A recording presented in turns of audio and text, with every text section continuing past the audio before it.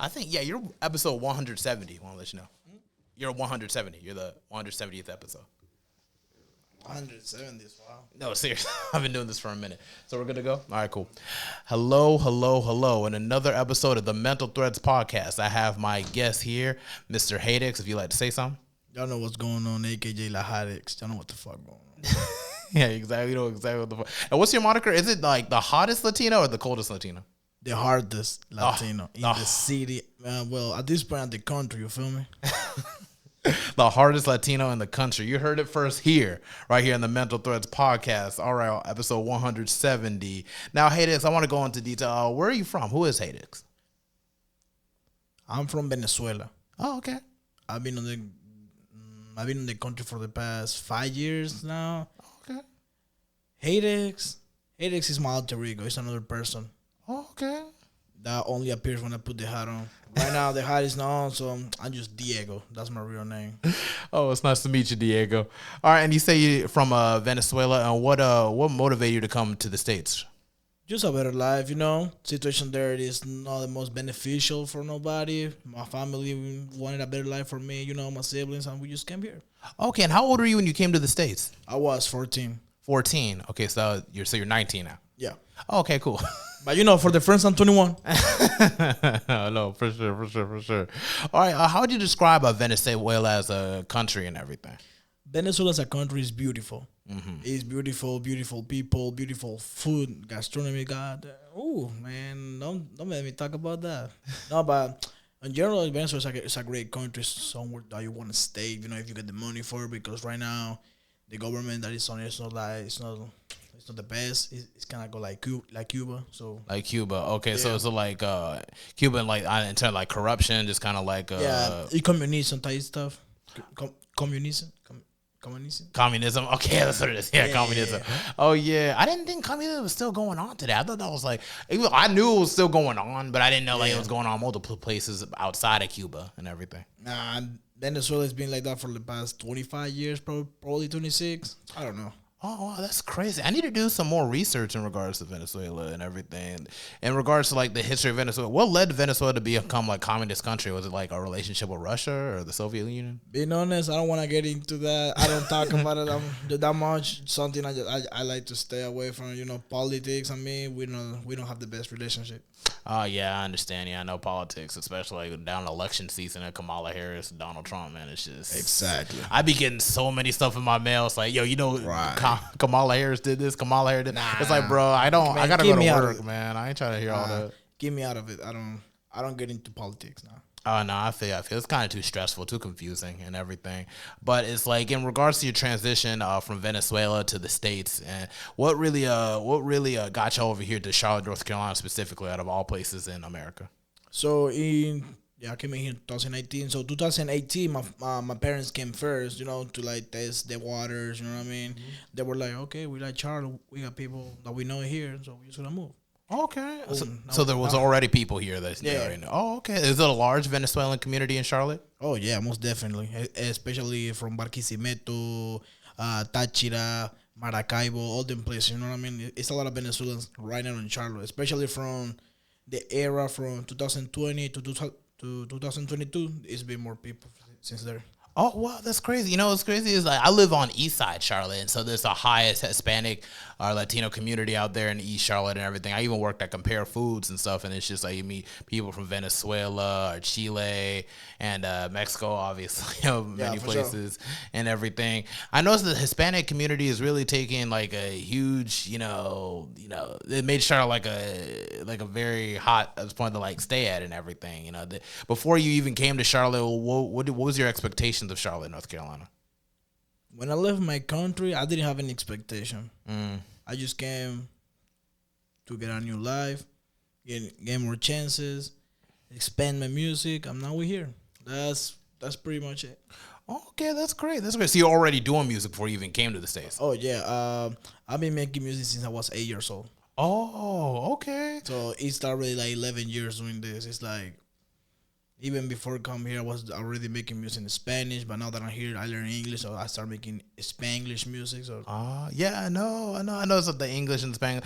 Cause it's crazy that you said you been here for like 5 years now. Was it like a huge like in terms of like learning English and everything? Was it like hard or was it just because it's hard for me to like trying to learn a new language? So yeah. So the thing about English though, or any other language, especially at the age factor, creates a big difference because when you're young, you learn the stuff like this. So I was young when I came in. So I did school. I did high school in here.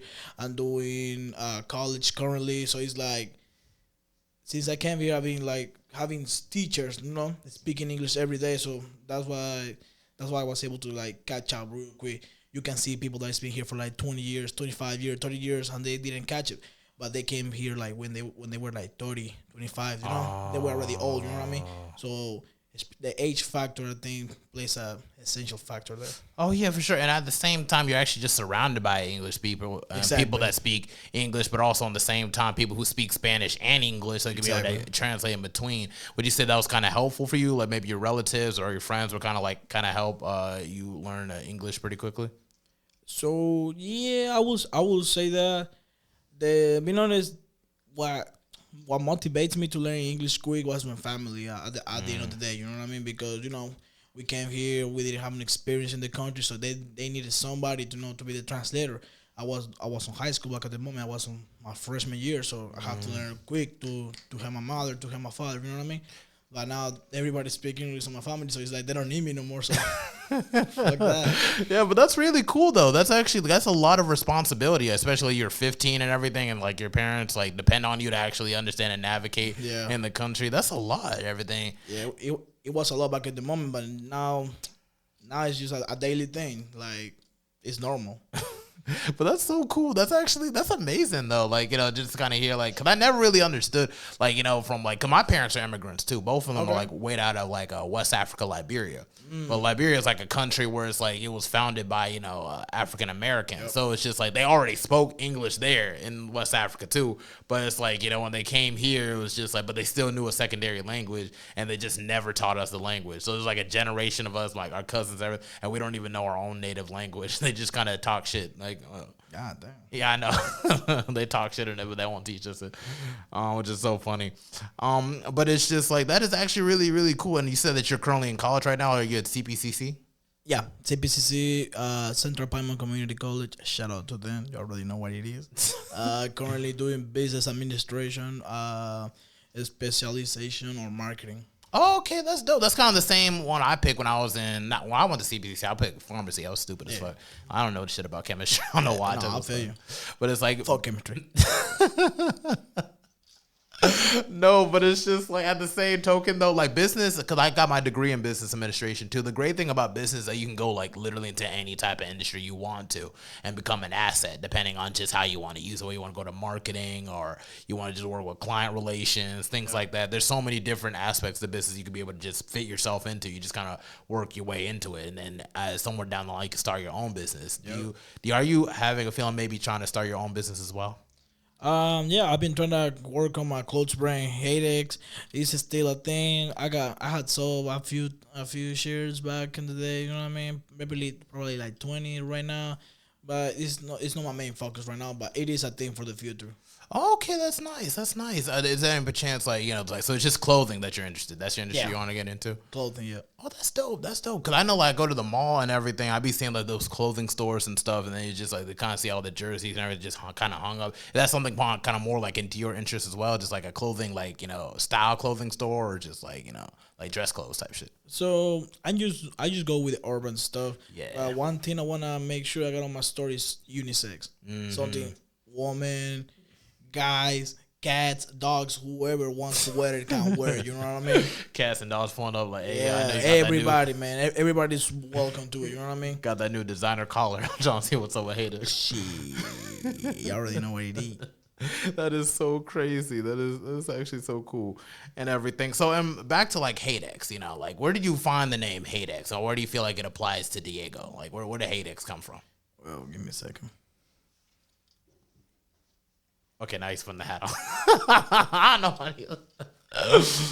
Oh man. So back in Venezuela, I used to be a very weak guy. Like everybody was taking advantage of me. You know what I mean? I was a sweet person back on the moment. You know what I mean? So that's when come Hadex. Hadex is the first time I talk about this to somebody else. That is outside my friends. You know what I mean? Media circle. Yeah. So Hadex is was. Now no more. Hadex was a voice on my head that make me strong. Okay. Was like, yo, don't take shit from nobody. Don't let nobody take you down. You feel me? Yeah, no, I feel that. I feel that for precisely. It's like an alter ego. Yeah. And it's been with me since like I was 10 years old. But I decided to call it Hadex when I came to the US when I was 14. I finally decided to give it a name. I'm pretty sure you guys are familiar with the mythology god Hades. Oh yeah, Hades. Oh yeah, mythology. Yeah, Hades, the Yeah. king of the underworld. Yeah, Greek mythology. Okay. Yeah, so you switch the S for the X. Oh, okay. Because I'm very into that kind of stuff. Oh, really? So yeah. So I used to name it Hadex, and you should be with me. From my timeline since I was 14 to 16, I was very problematic guy just because of that. Because being in another country, don't knowing the language, people make fun of you. I was a bullying victim. You know what I mean? Oh man. But I stand out on business. I tell motherfuckers what's up. You know what I mean? No, But I was getting too much problems, especially since South Jump. So that's when the hat come on. So you know what I mean? The hats mean a lot to me because this when I put it on, that's what Hadex on. Hadex is not a voice on my head no more. It's on the hat. It's on the hat. It's on the hat, especially this one. This one is the first design I ever did for my hat. Oh, that's dope. Like I haven't done any other design for my hats. Maybe another color though. But this is the only design I got. Especially this one. Shout out to this hat. Shout out to the hat. But yeah, every time I put it on, he remind me that I'm a strong motherfucker. You feel me? Yeah, no, I feel that. I feel that for sure, man. Ain't nothing wrong finding inner strength in terms of like different alter egos and everything like that. You know, people manifest things differently. You know, when I had my issues in school, what I would do is like poetry and everything. And that was just my only way I felt like I could vent. I feel like I couldn't go to nobody. You know, my father wasn't in the house. Sadly, I had to stay with my mom. She didn't really understand. You know what I'm saying? And on top of that, I had to look out for my brother. So on top of that, I had to be a parent, and I had to be a son, and I had to be a student, and then I had to deal with all the racism and all types of stuff. So it's just like, you know, in the sense, I felt like I had nobody. So like, you know, going within yourself and everything to just kind of, and not in a sense to like, you know, to just kind of release yourself from that pressure. Like I could understand, and ain't nothing wrong with being like a good person, a good warm-hearted person. It doesn't make you weak by any sense, but I do understand that people do end up being taken advantage of a lot. Yeah, especially just like I say, I was getting very problematic on my teenager age, 16. I was on the streets. I was doing bad stuff. Don't get me wrong. I don't brag about it because that's something nobody should brag about it. Like robbing people, hanging out in the corner, selling dope. Just that kind of stuff. You don't brag about it. That doesn't make you gangster. Doesn't do nothing for you. It's just gonna make you look like a stupid.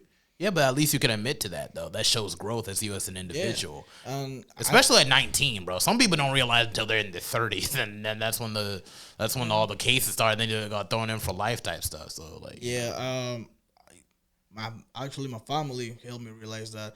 So that's why I have to seal. Is that how you say that? Seal, like seal. When you close on them? Yeah. Yeah, seal, yeah. Yeah, so I have to seal Hadex on something. I decided to put a hat because I love wearing hats. Everybody that knows I always wear a hat with me. Always. I literally see you with the hat all the time. So when you just got out the car, like, hey, something's missing. Where's the? Oh, there's the hat. Okay. There's the hat. You know what I mean? Everybody that knows me knows my hat is always with me. Okay, well, that's great. That's great that, you know, that's where Hadex come from. And so, like, I know you spoke a lot about your family and your life growing up. Would you say that you're, like, the eldest? Do you have any siblings? Yeah. I'm the oldest child of 4 siblings. Yeah. 4 siblings? 3 of my siblings live with me. And I got another sibling in Venezuela. Oh, okay. She's the daughter of my father, so you already know. Oh, okay. So she wasn't able to make the journey because, like, she was, like, you know, your father's child and everything. Okay. And, like, your siblings stay with you currently right now? Yeah. All my family is together with me. Oh, okay. That's great. So they all live with you. You don't live with them. Exactly. Oh, okay. So you're a big man in the house. Okay. They live with Hadex. Oh no, I feel, but that's like, it comes with a lot of responsibility with that too. So that's actually a very like powerful thing that you're like. Yeah, would you say that you're a provider in a sense for your family? My father, I am. Okay. We both provide for my family. I got my mama too, but my mama is my mama. So as long I'm alive, my mama is not gonna need nothing. Oh, okay, that's wonderful, and you're already exercising it right now. Ain't nobody taking care of it. Take care of you. Okay, that's great. That's wonderful. That's actually going to carry very well with you wanting to go into business as well, because people who start their own business and they have they have the clients and they also have their own employees as well. As you being as the top of that that organization, you have to look out for so many people. In a sense, have to advocate for so many different people, and so it's just it's just in that sense, it's going to carry with you fondly in that career path, because that's what really built an organization is actually building the connections and looking out for one another. That's what keeps it sustainable to actually carry on. So this is something to keep in mind as well. Exactly. Just like I always say, if you're not able to carry yourself, you cannot carry nobody else with you. I always say that. That's deep. That's very, very deep. And in terms of just the moniker of the hardest Latino and everything. So in terms of where you came up with it, you just thought you're just the hardest Latino, and it just kind of you got to speak into existence type stuff. Not really. The term the hardest Latino came when I was doing this open mic Barsmart. Shout out to Barsmart, by the way. I love the place still. Oh yeah, on East Side. Yeah. Exactly. Sam Dinovo told me about that. The one right next to the pizza. Exactly, the Pizza Hut. Yeah. So there was this open mic there. Tap in Tuesday by Face God. Shout out to Face God. He's my dog. He was the host who next to DJ Toast. I was just going there since beginning 2023. I went there. That's when I start my journey here in the US, to make sure everybody know me. So I went to open mic, blah blah blah. I spent a couple months on the open mic, Then I start opening another doors, going somewhere else, but always at the open mic. You know what I mean? Because I feel like home. So it was this moment. I don't remember which one, but it was a moment that I made the song. I was working on Testimony. Yeah, I was working on Testimony. It's one of my latest drop. I was working on it. I was at the open mic, and everybody was like, "Hey, that's the hardest Latino," and I heard that, and I was like, "Oh, sounds right. That's a whole title right there." The hardest Latino. So everybody started calling me that after that open mic. It wasn't a thing that I made up. Like I always say, it's something that a whole community made it for me. So they made it for me. That's dope. So I started using it. And then I made this song called DHL, The Hardest Latino. The Hardest Latino. The Hardest Latino. Yeah, I think you performed that at Charlotte Spark last year too. I remember that. Yeah. Yep. I'm still working on the song. Haven't dropped out. Shh, you don't know that. Just still working on the song. Haven't dropped it yet. Okay, that's fine. That's fine. Are you thinking about maybe your next project? Because you haven't dropped a project, have you? Right? So what? Like you drop singles, but you haven't dropped like a whole album, like a project. Oh, okay, that should be your name of your next project. Just the hardest Latino. I've been thinking about it, but here's the thing though. I don't feel like I got enough exposure to make an album. Because I don't want to invest on something that I'm pretty sure is not gonna give me the result I want right now.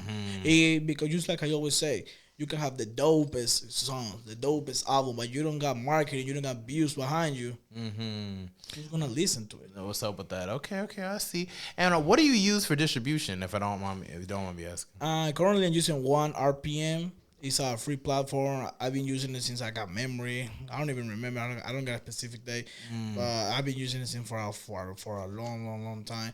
But I'm thinking about move myself to DistroKid. Oh, the DistroKid. I got DistroKid. Now I'm gonna be honest with you, man. Because when I dropped my first mixtape back in 2021, dude, it's hard to find your songs on YouTube and everything. It's very hard to locate. I don't know if it's a me thing or whatever, but it's just it's okay and whatnot. But it's when they upload your songs on YouTube, they put you in with various artists, and it's I never understood why they put me in various artists. So it's just one distribution service you should look into, and I tell a lot of people like Sam Dinovo and Solus and everything when they came on the show. It's they're based in Detroit. They're called Crowd Freak. and everything. Yeah. But it's okay. I'm gonna send you their information. You see what they do? They got a distribution service called Distrophy, and they'll also drop all your songs on all platforms that you upload through them. There's like $20 a year, and the cool thing about it is not only will they put your songs out there and everything on different platforms, they'll actually put your songs on playlists as well. And on top of the playlist, they'll give you opportunities to fly you out to perform at their festivals and everything. So I'm gonna show you everything. It's gonna blow your mind. And they're just 100,000 followers deep. So it's like they're still growing as a whole, but they're still working with the whole artist development thing. I bet, yeah. Just send me the info and I get into look. Yeah, it's just good to just be able to just consider your options. You know what I mean? You don't want to be locked on just DistroKid or what's the other one? United Masters. United Masters. I don't fuck with that. You don't fuck with United Masters. You know what's crazy? Some people say they fuck with United Masters and they don't fuck with DistroKid and everything. I never said or heard anybody say they fuck with DistroKid primarily and everything. It's just one or the other. I mean, DistroKid is my second option. First to come on 1 RPM by United Master. Nah, you don't gonna see me there. You don't want to see you there. What's your deal with United Master? You just want to messing with it, or you just heard some horror stories? I mean, like there's nothing like deep into it. It's just it's so complicated to get into them. They got too many requirements and stuff. Oh yeah. It's not even that. Like I used to do it. I used to use it back in Venezuela, bro. Like I love my song like 5 times. Everything was covered. Or the title, the artwork, everything was correct. It was a pending. 5 times, and I was like, you know what, fuck this. Fuck that. Yeah, no, I feel that's one thing I'll give it up for DistroKid. At least they'll actually post your stuff, but it's at the same time, it's hard to find your stuff sometimes. In my experience, that's what it was.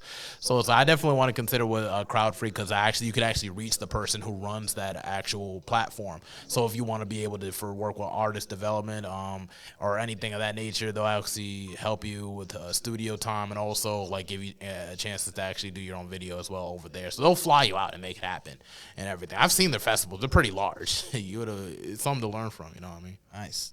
Yeah. All right. So like in your experiences as an artist, like what are some ups and downs of being like an artist? In your experiences. You say upside down? Yeah, ups and downs, like all the good and the bad. Yeah. The good things about it is basically you're free to express yourself. That's been my biggest deal with myself. I'm not a very expressive person when it comes to like myself. How I feel. I always say that I'm cool, I'm okay, but then when I write, I say what I want to say.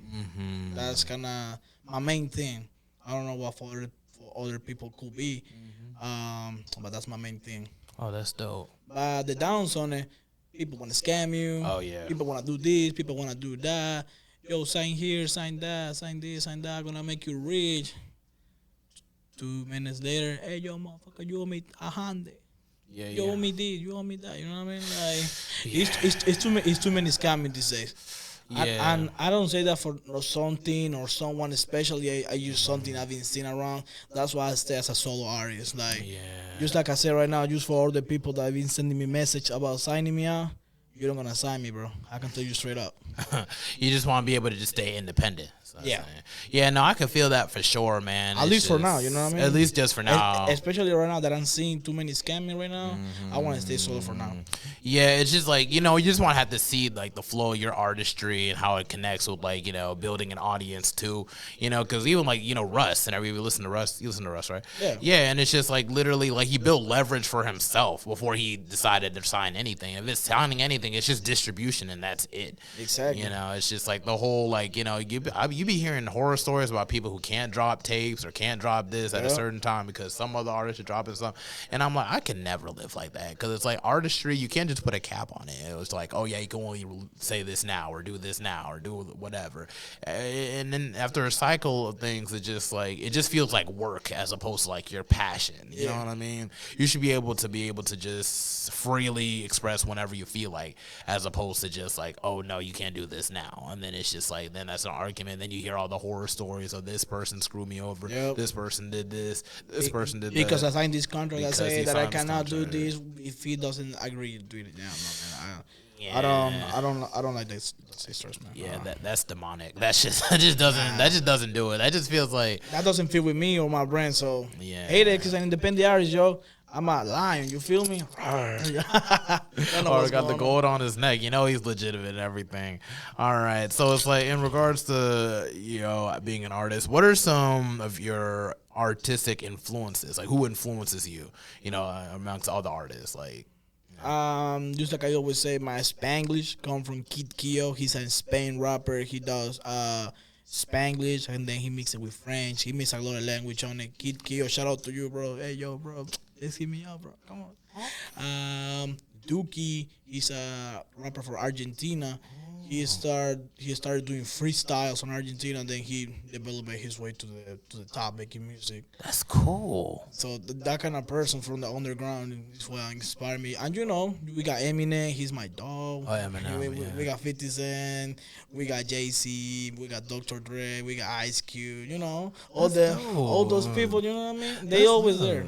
That's one. I was always thinking maybe you're going to shout out to like a Big Pun or like a Fat Joe or whatnot. You know what I'm saying? Because those are some of my favorite like lyricists growing up and everything. I mean they great. Don't get me wrong. They great. I mean Tupac, Biggie, the Venezuelan Biggie. You know what I mean? I know. I heard that. Yeah, the Venezuelan one. The Venezuelan one. You know what's going on. But yeah, shout out to every single of them, man. But I think that's really cool that at the same time, it's just like you got other influences outside of America. Like, you mentioned Kichio from Spain and the guy from Argentina and everything and whatnot. I feel that's really, really dope. So it's like, in a sense, it kind of diversifies your artistry in a sense, and in the way that the other people had never even heard of. Like people are just kind of used to what they hear in their country. But now you're from outside the country and you know about other artists that we probably never even heard of and everything. And then it's just like their influences through you to something completely new that we've never heard of, and then you kind of build a household name. It was like of a Hadex. It's just like, oh wow, do you know Hadex used to listen to these two artists that we never even heard of before? So it's like you're kind of like showcasing for them as well too, and whatnot. So like I think that's really, really cool and everything. So it's like in regards to like your experiences and everything. Describe the process of becoming a good performer, because when I first saw you, you were performing at Charlotte Spark for Trey Rhodes' event. So it's like, describe your own process. Like, where does your mind go when you're performing? My mind goes blank. Okay. My friends know this, but every time I perform, especially with the hat on, I don't got any memories after the performance. Like while I'm performing, my mind is on blank. I don't remember nothing. Unless I got the videos and stuff. I did that. If you ask Hadex, how do you feel in the performance? I can be like, no, I don't know. It just immediately goes blank. Your mind just goes off. You just my body moves by itself. That's so peculiar. Oh wow! So do you even remember anything that happened at Charlotte Spark? No, I mean I do remember. Like getting there. I remember talking to people. But when it comes to the performance, especially, I don't remember nothing from my performance. I got the videos on it. Oh yeah, I did this, I did that. I did a little stuff, but me personally, I don't remember. Oh wow, I would have never thought. I would think that everybody just kind of remembers every part of their performance, because like even though I drop music, I never performed any of my songs yet. I'm still trying to work into the process of kind of like building that, that sense of just like that sense of freedom to actually do so. So it's like it's still a process. That's why I asked and everything. Yeah. But before you even got to the Charlotte Spark, what led you to like Charlotte Spark? Like how'd you get in touch with Trey Rhodes to actually perform at Charlotte Spark? I was working with Dru Billions at the moment. I was just had him on the podcast last time. I saw him. I was working with him. When I was 17, I was under his wing. He was having this Sunday showcase he used to have, and I was working with him on it. Working in the door. You know what I mean, doing that kind of stuff for him. And I was there. I just networked with him. He put me in contact with, Trey Rose, all these people. They were like, hey, yo, hey, this is, this is, you know what I mean? Mm-hmm. Yeah, I know what you mean. So that's basically how I met a lot of people that I know right now. Mm-hmm. And then, just networking, go to evening muse, and other places, perform in other places, Camelot, children places. Oh wow, that's real cool. Like Bar Smart, Evening Muse, Starlight. You be still going to Starlight on 22nd from Sunday to Sunday from time to time? I don't know if I'm going. You don't know if you're going. I don't know if I'm going, but if I got the time, I pull up. I always gonna fuck with Starlight. I like that place. I love it. Nice environment. Yeah, it's really, really dope, and it's in the cut though, with everything. But it's still pretty nice. It's still pretty friendly. Everyone's pretty open over there. I be going to the comedy days on Tuesdays from time to time. I need to go again, but it's like it was so strange when Trey Rhodes, because I knew Trey before even that Charlotte Spark event that was last year and everything. So when he said that he was gonna do it here, I'm like, oh, hold up, wait, I'm always over here and everything. Now you're doing it here. It's like, yeah. So it's like, well, one thing I really like about where Charlotte's going as a city is like we're all becoming very familiar with each other, tapping in with each other. It's like, oh yeah, I had that guy on my podcast, or oh yeah, I spoke with that guy, or yeah, me and this guy go way back. So in the sense of the community, would you say the community in Charlotte is very positive in terms of like for artistry and musicians? Oh yeah, most definitely. Like the audience is very comprehensive. Everybody's showing love. Some artists they think you know what I mean they Hollywood sometimes. I mean, but it's good. You know what I mean? Everybody got their own thoughts. Nobody's perfect at the end of the day. If you're feeling good, feeling like Hollywood, hey, it's up to you, Playboy. I don't mind. It just it is what it is. I'm just coming back to Charles Park Fest. By the way, this Friday. Yeah, this Friday. You already know what's going on. Your boy Hadex is in there. Yes, sir. Get your tickets. I don't remember who contact me for that show. I don't remember if Trey hit me up. I don't remember if Pap hit me out. I think I did because like he was posting it, and I went, hey yo, how can I get into it? And then I started talking to Trey, and we just link up, and then I ended up there. I did my audition. I passed it, and that's pretty much it. Yeah, he's really dope like that. He makes a lot of these events and everything, and so it's just that to know that he's just getting all y'all artists together and everything, and to know that I've interviewed a lot of y'all because I met y'all from at his events too. It's like it's just this big circle of just people just working together and everything, and that's one thing that I really, really like about like these events and so on. So when it comes to the event coming this Friday at Charlotte Spark, do you have any new songs that you'll be performing at Charlotte Spark? Comparing last year, yes, I got for example, I got testimonies. That is last year I performed, but last year version was totally incomplete. Now it's complete. It's done. I got Problem. That is also one of my latest drops. I got a new version of It Is What It Is with a new beat, a new voice. I'm doing a fan favorite. I'm doing Salta. That's a crowd favorite. Oh, okay, that's cool. That's cool. So like together, that's like what 5-6 songs that you performing? I'm doing like 4 on a 9-minute set. Okay, 4 on a 9-minute set. All right, no. I'll be sure to be in the crowd. I'll be rooting for you and everything. Yes, sir. For sure. Now, in regards like to other artists and everything, it's just like I know you did a song with Chris Gere, who I've also had on the podcast, and like, what was your experience like working with Chris Gere? Chris Gere is one of the nicest person that this industry have. Like working with him was one of the experiences that make me remember why I was making music. Like having fun with the song, even though it's not the best song in the world, it's still a great song because it was made with love. You know what I mean? Having fun, not just like let's go to the studio, make a song. Oh, I did it. Get the fuck out of here.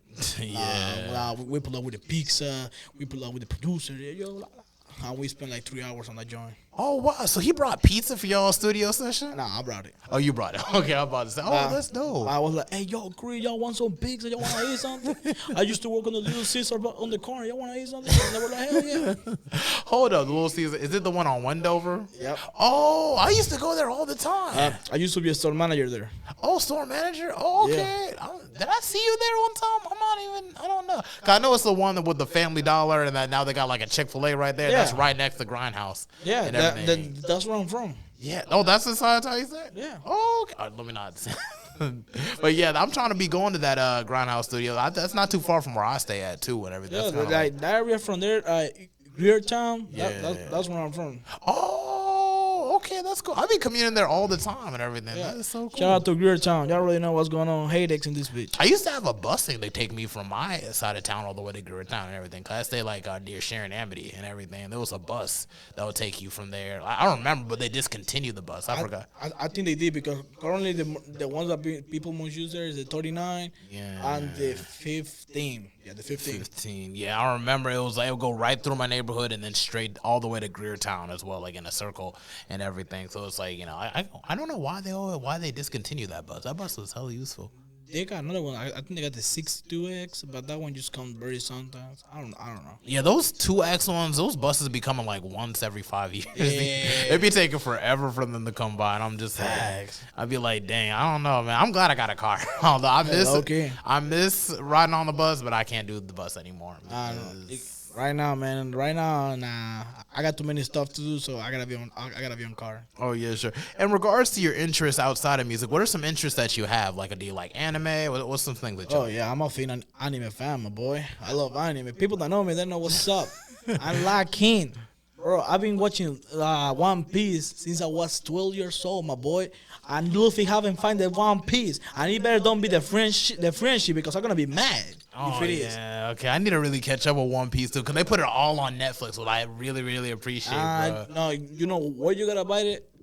Crunchyroll. Crunchyroll. Oh yeah, that's right. That's where everything is. That's where everything is. Yeah, I'm a big old anime fan. Yeah, I love anime.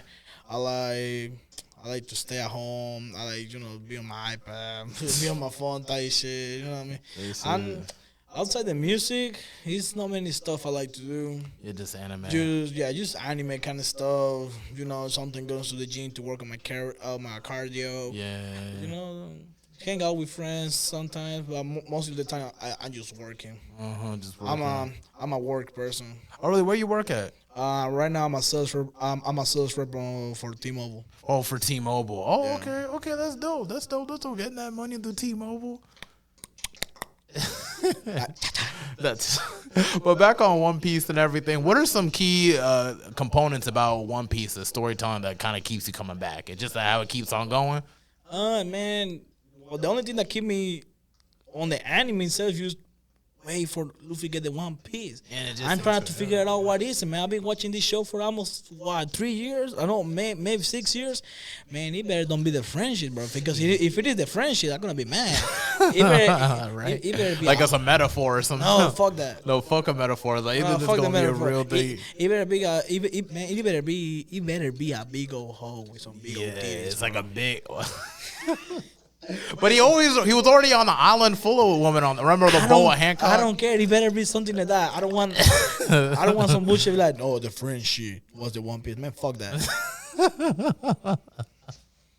I never thought of it that way. Like I didn't even cause they really swerve us. I don't think they'll do that because like there's just so many different innuendo and like all types of nuances and everything. Like Marshall D. Teach and his brother Ace. And the ace that died and everything, his father being a Marine, and his grandfather being a Marine, and his father being a revolutionary and stuff. Like, there's so many. It looks like some like goofy like kids anime, but when you watch it, it's like it's so deep and everything. And when I got back into it, when I got back on Toonami instead of the 4K, I ain't fuck with the 4Kids. I was wondering why I didn't like it the first time, and it was like on 4Kids. Man, fuck them kids. Nah, man, but this is a dope ass show. My favorite anime, and I'm gonna have to give it to Dragon Ball Z. Really? Hey, Dragon Ball Z is one of the best series in the world, man. My parents used to watch it. Now I'm watching it. They're watching it with me. Yeah, I know a lot of people in the Latino communities all over. They really seem to be drawn to Dragon Ball Z a whole lot. Oh yeah, most definitely. Dragon Ball's always been there. Yeah, no, for real. It's like as a kid, it's like it really what got me in the anime and everything. Before I knew it, it was like Dragon Ball Z, like 2-3 years old. Dragon Ball Z, because my uncles were like teenagers when I was like a kid, so it was like everything they was on, I was getting on at the same time. So it was just like that was just my shit growing up. Was like Dragon Ball Z. I feel you. And then it just went to Yu Yu Hakusho and all this other stuff. Outside of One Piece, will you say you're into Naruto by any chance? Oh man, I love Naruto. Check this out. That was so stupid, yo. I love Naruto. I love Naruto. I love Dragon Ball. I love S4 Art Online. I love all the shows, Tokyo Ghoul, Death Note, Kenichi, all that good stuff. You know what I mean? By the way, my favorite character from One Piece is Sanji. Sanji? Oh yeah, the guy that be kicking people and that would be flirting with the girls and everything. Yeah, he's my favorite character because back in Venezuela, I'm back here when I was a teenager still. I used to do Taekwondo. I get to the second degrees black belt. So I used to do a lot of kicking, just like Sanjay. I was like, yo, yeah, he's my dog. He understand me. He understand the kicking and everything. And I love cooking too. So when I fight, I used to do, only the kids. I didn't use my hands, just like Sanjay. That's so cool. Yeah, man. Yeah, I just like how the character they all complement each other. Like everybody got a doctor with Tony Chopper, and then you got Nami that navigator and everything. Yeah. Obviously Luffy trying to be the king of the pirates. And then you got like the swords person. Then you got the shooting person. Then everybody on every pirate team they all got. Everybody do something. Everybody do something. Everybody got something to do and everything. I always thought that was really dope and everything. Have you ever considered maybe making some like references to anime in your music by any chance? First, I gotta work on my English on my sons. Then I gonna see. Then maybe okay. Yeah, I mean that's something I want to do, and I have done it in Spanish. I want to work first on my English, make sure I can say all the words I want to say, and everybody can understand me before I can do like reference on my music. Oh yeah, no, I get it. You know what's crazy? It's like I had a song on my first mixtape, Ego Trip, called Neji Hyuga and everything. I named that the Naruto character, the one with the eyes and everything, the veins and everything. Yeah, and that was one of the songs that a lot of my cousins like because they like anime too and everything. So I'm just like, wow, I'm really at a point where now I'm starting to pour like stuff that I like into like my music as well, like other things like anime characters. And I'm thinking like maybe I can keep it going, like maybe I can name a song after like an anime character I really like, and that would just kind of give me more inspiration for other songs and everything. So it's just like, in other words, and like your experiences in Charlotte and everything with the friends that you have and everything.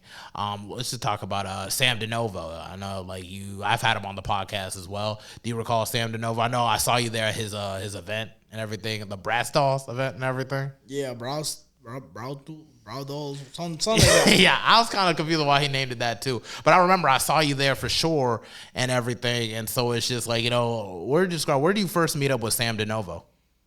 This is funny. We gotta go back 2 years. I was 17. I was still working at the Little Caesars as a store manager. I was just doing there working as cashier. He pulled up to my store, and I was just there rapping because I was working by myself. Everybody called out on me that night, so I had to work by myself. So I was just there with a beat and just rapping in Spanish. At the moment, I didn't rap in English, so I was rapping in Spanish to him. Motherfucker was like, "Bro, can you give me just my pizza, bro?" and I was like, "Sorry, man. I'm a rapper. I'm working on it. You know what I mean? I'm by myself. If I don't do this, I'm gonna get bored." He was like, "Oh yeah, you're a rapper. Oh man, shit, hit me. Give me your Instagram. I've been looking for a studio, and then we just start paying from there now." That is so cool. So you met at Little Caesars at the pizza place, and then from then on you just exchanged right out there. And now we good friends. He's like a brother to me. Yeah. That is so dope, and it's so great like how music can actually just bring us all together. I know where did you first meet Dru Billions? I know you said he was like your mentor figure as well. Sam Dinovo introduced me to him because I was looking for shows around the city. He also introduced me to Barsmart. So I was like, "Yo, listen, I'm looking for more shows. You know any?" And he was like, "I don't know that many, but I know this guy. His name is Dru Billions." He sent me the IG. I just hit Dru Billions. Hey, yo, listen, I'm not 18, you know what I mean, but I'm 17. I want to make some music. I want to be on shows. He just put me on, basically. Oh, really? Like to summarize everything, he just put me on. And then since then, y'all just been working ever since. Yeah. That's so cool. Would you say that the hip hop and music community just kind of like accept you in and everything, kind of just brought you in and stuff like that? You never felt any sense of rejection or anything of that nature? I've never feel rejection for nobody because I'm the type of person that I don't give a fuck what you say about me. If you like me, cool. If you don't, okay. Just don't listen to me. Yeah. You know what I mean? Like I have never felt some type of way somewhere. Never felt uncomfortable. Yeah, man. I mean, Charlotte, the music scene has taken me in, and I'm always gonna be so grateful about it because take someone from another side of the world, bring it to your culture, learn, teaching how to, how everything works in here. Yeah. It takes a minute, and it took me a minute to learn how things work in here, but now that I figured it out, it's like I'm very grateful for all the people that brought me to this world. That is really, really dope. That's your experience here in Charlotte and everything. So you identify with Charlotte as the city. Oh yeah. And everything. Would you say that you identified it more than you did back at home in Venezuela because like your future's here more in America, or is it just like just more like okay, this is just the city I'm in? I mean, Charlotte is my second home. I always say that. My home is always gonna be Venezuela. Of course. I got a good fan base back in Venezuela. I used to do shows there too. You know what I mean? So I was moving it back in Venezuela too. But like start from zero here and see how the people helped me went through it is like something I'm very grateful of. Even though I've been outside the Charlotte already, I've been in Las Vegas. I've been in the A. I've been in Virginia. I've been in South Carolina. Even though I've been on all those places for make music, Charlotte is always gonna be my hometown. That's crazy that you've been to all these different places and everything. What was your experience in Atlanta? I know Atlanta and Charlotte is pretty close. Atlanta, I just went for like one day just for the show I did. But while I was there, it was a pretty nice environment. I didn't see that many people from Atlanta in the actual show. It was mostly Charlotte motherfuckers just like me there. You know what I mean? They're just supporting in Atlanta. But I didn't see that many Atlanta people, artists there. But the people in there, the little people I met in Atlanta, they were cool people. Pretty cool people, yeah. Cool people. I was at Atlanta for One Music Fest, and that's where I got to see Kendrick Lamar perform, and I got to see all types of like artists and everything. It's like Atlanta, the traffic is shit. I'm not going. Hell no. I be complaining about Charlotte. Atlanta is something different. I used to complain about Charlotte too till I went there with the group I went. I wasn't driving. Somebody else was driving. Bro, when we got there, I was like, God damn. Like fighting for your life every time you're on that road. We almost crashed like 2 times. Yes. Easy. It's like, I don't know what. It's like, I don't know what. I feel like after all the years of me driving on Independence, I think it just got me prepared for Atlanta as a city. Because, man, that when you had to pay for parking, that was a bitch too. Shit, $30, $40. 30 an hour. I'm like, what? God dang. Can't you even get in here and get a drink first? Like, dang. At least. You know what? Let me leave the vehicle at my house. Let me take an Uber. I'm gonna just walk here. Yeah, Get that exercise in. You know what I'm saying? But it's like, what would you say is your experience in Virginia? Was it in Northern Virginia or like Southern Virginia? It was in the South. In the South, so like Richmond, Virginia area. Yeah, like Richmond. Yeah, exactly Richmond. I went there for a show. Just like Atlanta situation. I used to stay for one day. I went by myself. I just wanted to like touch the waters in there, feel the water in there, how everything moves there. So I didn't tell nobody. I didn't promote the show. I didn't do nothing. So I just went there. Oh, okay. I performed my shit, came back home. Oh, okay. Because I was feeling the waters. I'm thinking about going back there soon. I don't know when, but soon. Oh, yeah, most definitely. You should consider going to D.C. or Northern Virginia for sure. I've been thinking about it. I don't know nobody from there. You don't know nobody from there? Yeah. Oh, okay. Well, just add it to the list of places to go. Like, maybe there could be a show that's set up out there, you know, because I'd be in and out of D.C. and everything. And, like, D.C. is like, it's like a metropolitan city and everything. Yeah. But it's like, there's like a whole lot of stuff going on. Like, I remember, like, I was driving through D.C. at night, like when I was at an internship in Northern Virginia and everything, and every square mile there was always like a club or bar hopping thing going on. So it was like a lot of activity going on in DC as well. Plus they got Howard University and everything over there, so it's just like, you know, a whole lot of university type stuff going on. And what was your experience out there in Las Vegas? Las Vegas, that's one of my favorite places in this country, low key. I've been there already twice. Shout out to Rio Rivas. He's from there. He's a great artist from there. He's pretty well known there. The gastronomy there is actually pretty diverse. You can kind of find everywhere. I mean everything everywhere. Hispanic food, Chinese, Puerto Rican, Mexican, every kind of stuff. That's lucky dope. And the music scene there is actually pretty nice. It's pretty moved. Everybody works together. Everybody go groove. We're talking about 20 persons, 30 persons used to support one artist, even though the 30 person make music too, but they pull out with hand. You know what I mean? That's kind of how they work there. I know this guy, Money Man. He's from there. He's the CEO of ATMMN. He's from there, so he knows more about it than me. So both times I go out, I went with him.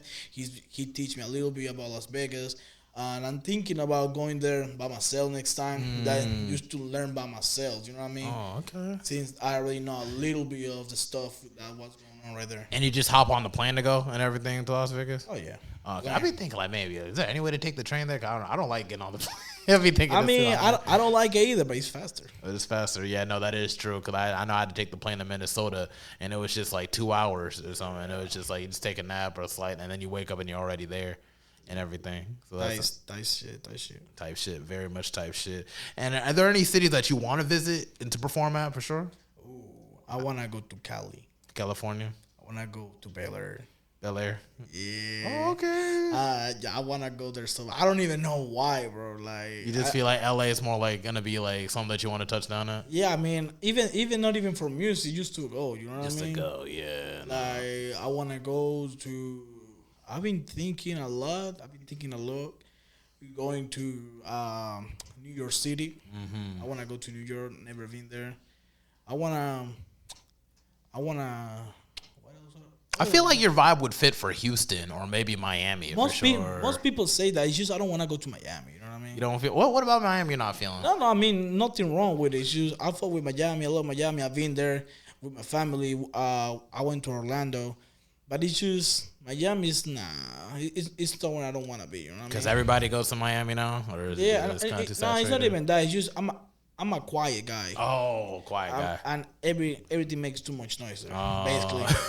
And that's why I'm the type of person that goes to do what he's gonna do, And then comes back, and then that's it. coming back. Not too That's much it. stuff going on. Not too much, but on Miami, I'm pretty sure if I go there, I'm gonna lose myself. I'm not gonna do a lot of stuff that I don't want to do. Oh yeah, for sure. Okay, I see. So then maybe like Texas might be your area, so like like Corpus Christi or Houston, San Antonio type stuff.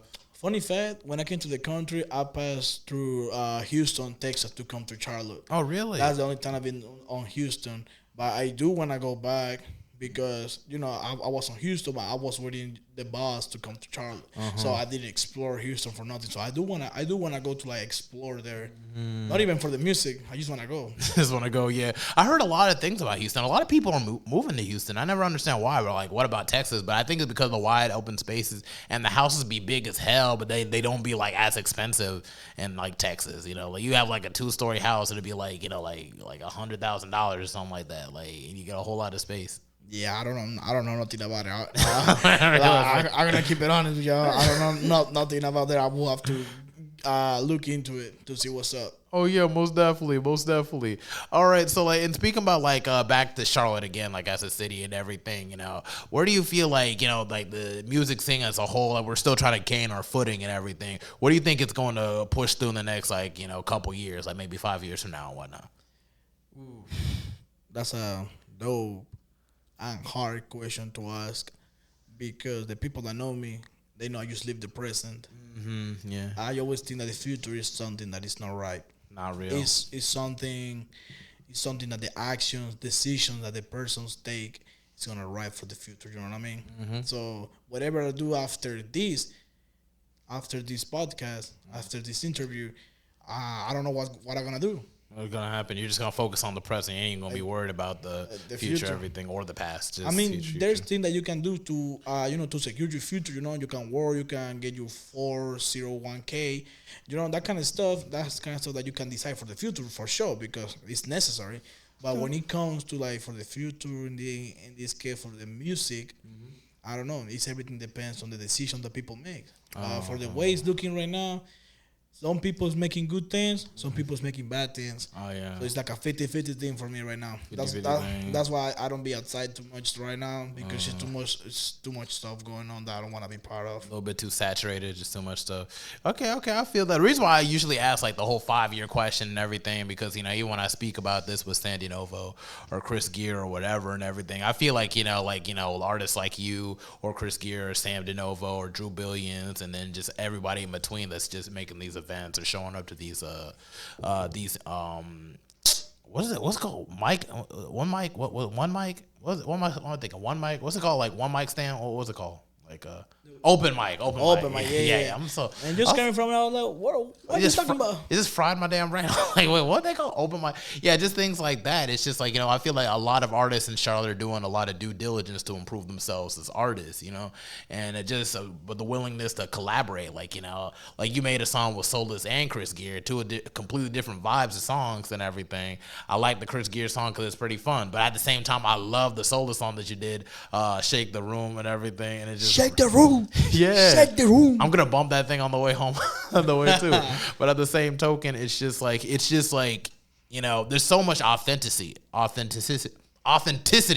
That goes with all that stuff. Yeah. Hey, don't worry about it. I cannot say a lot of words too. No, I feel that. I mean, either, you see. Yeah, like authenticity that comes with it. That it's just like, you can't help but just, vibe with it, and it's just like, I feel like, I appreciate you and Solus and Chrissy Gere for like putting y'all artistry together to actually like, create something like these two songs as well and everything. So it's just like, in terms of just looking to the future, I know we spoke about the future and everything, but I know you say you want to start your own clothing line, on your own clothing store. Is there anything else that you're interested in probably setting in terms of your goals?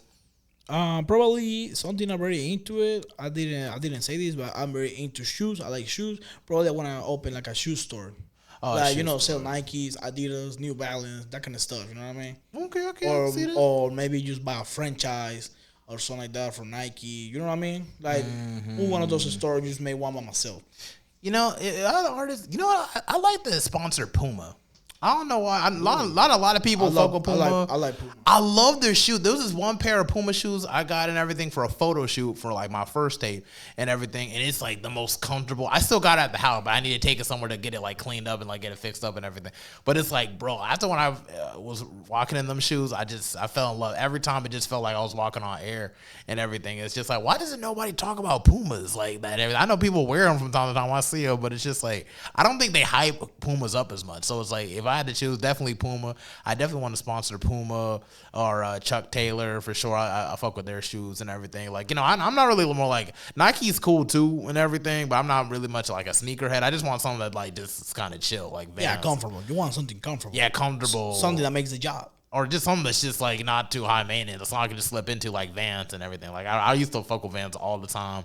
I'm about to get me some new Vans for sure. Like I need to get some new Vans, but funny fact about me, never wore Vans in my life. Never wore Vans in your life? Yeah, you probably just skipped that whole skater phase and everything. Yeah, low key. Yeah, like, cause when Tyler the Creator was coming out and everything, it's like everybody was wearing Vans. He's my dog. Oh, yo, yeah, I know his on the 28th, his new album is coming out. I forgot. What was it called? He got a new album coming out? Yeah, on the 28th. Hold on, let me see if I can find it, because it's just like, because I know he announced it on his Instagram page. Yeah, I love like Tyler the Creator. That was the first, yeah, that's what it's called. Chromacopia. That's the next tape that's coming out. Hey, I'll have to listen to that, John. Yeah, it's coming out on October 28th, so definitely put it on your calendars. Oh yeah, I'm gonna send it to you. I gotta send it to you now because it's just like, what? You didn't even know that he was coming out? Nah, man, I've been doing a lot of stuff lately. I don't be paying attention to a lot of stuff that is happening around me. But gladly you came here, so it all I'm here really, and everything. So it's just like at the same token, yeah. What was I know I was talking about the future and everything. Yeah, you say you want to open like a shoe store and everything. Yeah, or just about a franchise. Yeah, shoe store, like a franchise and everything. But in terms like for music, do you ever think about maybe starting your own label? Own label?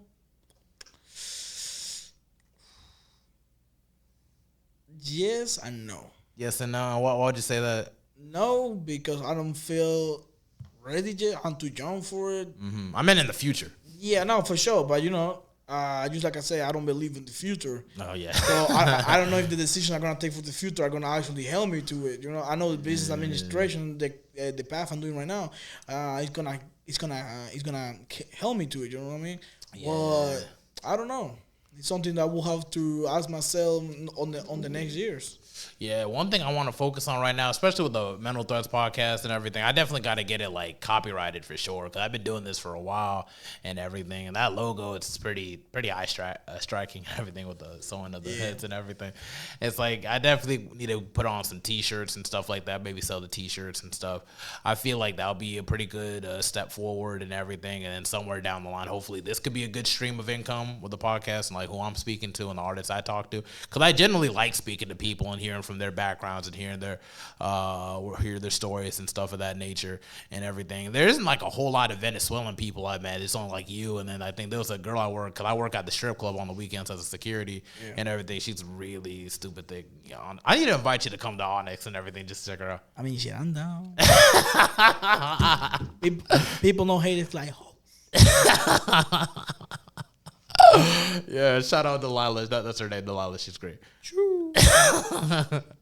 All right, but we're getting closer to the end of the episode of the podcast and everything. We're about to reach like an hour on. Before I go off and everything, I just want to be able to, thank you for actually showing up. I know it's kind of hectic trying to get you on the schedule and everything, and then like it's kind of dark outside. Don't worry about it, man. It's always nice being invited to this kind of stuff, especially lately that I don't been doing kind of stuff like this. I know you since last year, so it's like, why not? You know what I mean? Yeah, no, seriously, we see each other around a lot, usually Exactly. through our friends and everything. So it's just like, it's like I feel like, in a sense, I feel we become friends too all the time because, just you're taking the time out to really like hop on to my podcast. This is something I've invested a lot of time in for years. And so like when other artists hop on, I feel like, it's a way of saying, say like I have to be grateful for it, because it helps build my brand on the same time. And I want to work with y'all too to add y'all music to like my playlist and everything. So it will be all connected to the Mental Threads podcast brand. So it's like, I'm going to do my diligence as well, as you do yours. And do you have any final words to go out before we go off?